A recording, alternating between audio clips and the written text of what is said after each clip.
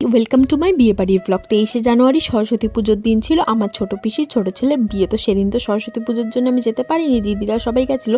তাই রিসেপশনের দিন সবাই মিলে আমরা চলে গেছিলাম। আর এখানে নতুন বৌদির সাথে দেখা হয়ে গেল। আর পটলুকে সেদিন কি কিউট লাগছে না। পটলু হলো আমার দিদির ছেলে, ওকে ফার্স্ট টাইম ধুতি পাঞ্জাবি পরানো হয়েছে।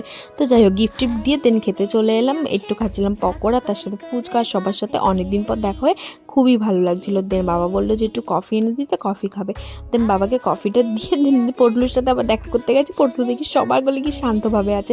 আর এই হলো ছোটো পিসির দুই বৌমা। তো যাই হোক, বিয়ে বাড়িতে এরকম প্রোগ্রামও দেওয়া হয়েছিল। তো গান শুনতে শুনতে ভালোই এনজয় করছিলাম সবাই মিলে। আর একটু ফটো তো তুলতেই হয় বলো। আর বিয়ে বাড়িতে নাচ না হলে কি হয়, সবাই অলরেডি নাচ করতে শুরু করে দিয়েছে। আমিও একটু করছিলাম, বাট কোনো ভিডিও ক্লিপস নেওয়া হয়নি। কেন বলো তো, আমার ফোনে একদমই চার্জ ছিল না সেদিন। তো যাই হোক, খেতে বসে গেছিলাম। আর খাওয়ারগুলো তো ভীষণই সুন্দর হয়েছিল।